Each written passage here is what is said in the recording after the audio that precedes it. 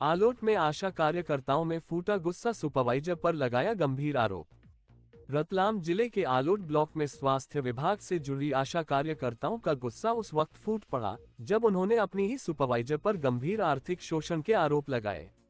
विरोध करती आशा कार्यकर्ता, ज्ञापन सौंपती महिलाएं आशा कार्यकर्ताओं ने आरोप लगाया कि उनके खातों में विभाग की ओर से हर वर्ष की तरह इस बार भी करीब 10,000 रुपये की प्रोत्साहन राशि भेजी गई। लेकिन सुपरवाइजर शकुंतला चौहान ने इस रकम को वापस मांगते हुए कहा कि यह पैसा ऊपर अधिकारियों को देना होता है। कुछ कार्यकर्ताओं का कहना है कि हर साल इस तरह की घटनाएं होती हैं, पैसे खाते में आते हैं, फिर उन्हें निकालकर वापस देना होता है। इस आर्थिक दबाव और शोषण के खिलाफ आशा कार्यकर्ताओं ने एकजुट होकर जनप्रतिनिधियों और स्वास्थ्य विभाग के जिम्मेदार अधिकारियों को लिखित शिकायत दी। बीएमओ आलोट डॉक्टर देवेंद्र मौर्य ने बताया कि जांच दल गठित किया गया है और अब तक कोई भी स्पष्ट प्रमाण नहीं मिला है कि सुपरवाइजर शकुंतला चौहान ने किसी से नकद राशि ली है। फिर भी मामला कलेक्टर के संज्ञान में है और जांच रिपोर्ट सौंप दी गई है।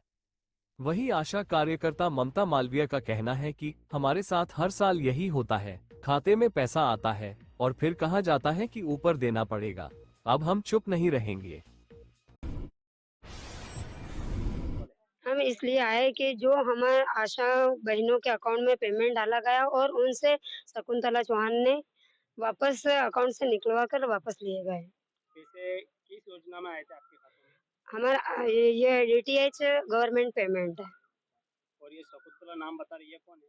ये हमारे सुपरवाइजर आशा सहयोगी। तो पैसे आपके खाते में आए थे जी और फिर उन्होंने निकलवा के ले लिए। जी। क्या कहा उन्होंने? उन्होंने ये कहा कि ये अलग से पेमेंट डल रहा है, तो आपको ये सर का है, विभाग का पैसा है, ये आपको वापस देना है। कौन से सर का पैसा है, सब बताया कुछ? नाम नहीं बताया। तो आपके इस खाते में आपकी भी जो वेतनमान होगा, जो आपकी राशि आती है, वो भी इसी खाते में आती है? जी सर। तो ये जो 10,000 थे वो राशि तो नहीं थी? हो सकता वही होगी यही राशि। तो आपने बोला नहीं कि ये तो हमारी मेहनत की, हम आशा उषा कार्यकर्ता हैं, तो हो सकता है ये राशि सरकार ने हमारी डाली, हम आपको कैसे दे दें?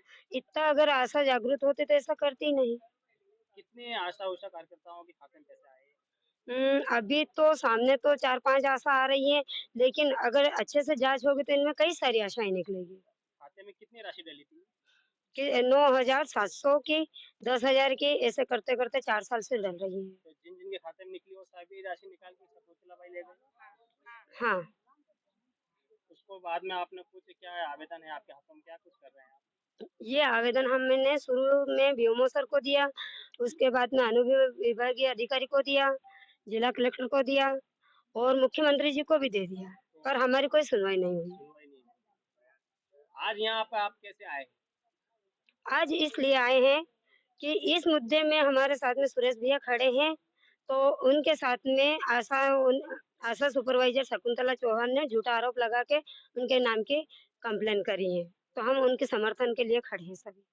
ये कौन थे सूरज भैया, कौन थे ये? सुरेश भैया एक आशा कार्यकर्ता के पति है।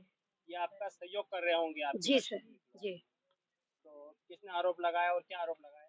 शकुंतला चौहान ने ये आरोप लगाया कि ये ग्रुप में मैसेज डाल रहा है और किसी आशाओं को धमका रहा है, और ऐसा उन्होंने कुछ नहीं किया है। अभी आप कहाँ जाने वाले हैं यहाँ के बाद? हम सब अभी थाने में जाएंगे। क्या नाम है आपका? मेरा नाम ममता मालवीय है। जैसे ही मुझे शिकायत प्राप्त हुई, उसके तुरंत बाद मैंने टीम गठित कर दी, जिसमें डॉक्टर मुकेश खंडारिया, मेडिकल ऑफिसर खारवा और बीपीएम साहब, हमारे राठौर साहब और एनआरसी मैडम, तीनों को मैंने उसकी जांच की जिम्मा सौंपा और उन्होंने जांच की। लगभग काफी आशाओं को उन्होंने बुलाया। जिन लोगों ने 6 लोगों ने आरोप लगाए थे, उसमें से 2 लोग ही गवाह देने आए थे कि सब इस संबंध में कि हमने पेमेंट दिया था और पेमेंट लिया था। चूंकि जांच टीम ने पूरी जांच करने के बाद वह जांच सीएमएचओ मैडम को पहुंचा दी है और एसडीएम साहब को भी पहुंचा दी गई है। जांच के दौरान हमने सबसे पहले जिस पे आरोप लगे शकुंतला चौहान को, वहां से उस सेक्टर से उसको हटा के हमने दूसरे सेक्टर में उसको हटा दिया, वहां से हटा के उसको दूसरे सेक्टर में पदस्थ कर दिया है।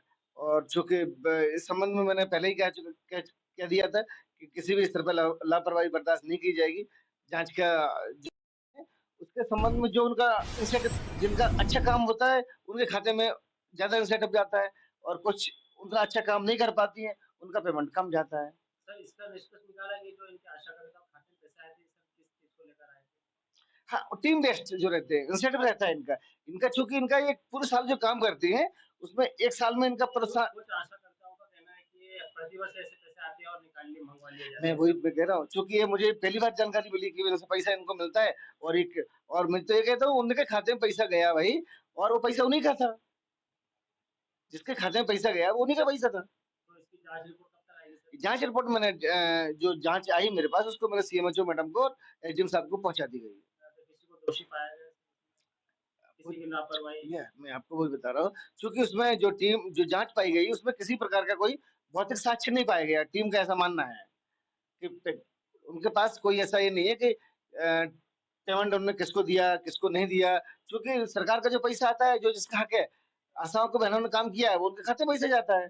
अब उनने बताया कि मेरे से पैसा खाते में आया और किसी ने लिया, जो संबंधित का नाम लिया, और जांच के दौरान मैंने उसको 20 से उसको हटा दिया, उस सेक्टर से उसको हटा दिया है। यानी कि ये अभी तक प्रूफ नहीं होने पाया है कि पैसे शकुंतला चौहान ने ही लिए। हाँ, मैं वो भौतिक रूप से कोई साक्ष्य टीम को नहीं पाया गया है कि किसी प्रकार का कोई ऐसा साक्ष्य है कि जिससे ये सिद्ध हो सके कि उसने पैसे लिए हैं। फिर भी मैं चाहूंगा कि उसके ऊपर और मैम से मैंने रिक्वेस्ट की है कि मैम इसको और गहराई से जांच हो ताकि सही पता चले, लोगों को भ्रमित ना हो किसी प्रकार का, क्योंकि मुझे पहली बार ये पता चला कि ऐसा इन लोगों ने किया है। चूंकि 10 आशा कार्यकर्ता है हमारे यहाँ लिख के दे गई है कि साहब मेरे अकाउंट में पैसा आया है लेकिन मुझसे किसी ने लिया नहीं है। सर आपका नाम और डॉक्टर देवेंद्र मौर्य, बीएम ऑलआउट। जांच के दौरान ये बात तो सामने नहीं आई कि सुपरवाइजर ने पैसों की हेराफेरी की है, लेकिन विभाग ने एहतियातन उन्हें दूसरे स्थान पर ट्रांसफर कर दिया है। अब पूरा मामला कलेक्टर के पास है और यदि आरोप साबित होते हैं तो लाखों की हेराफेरी सामने आ सकती है। क्या ये वास्तव में विभागीय भ्रष्टाचार है या किसी अंदरूनी साजिश का हिस्सा? इस सवाल का जवाब आने वाली जांच से ही मिलेगा। हमारी नजर इस पूरे प्रकरण पर बनी रहेगी।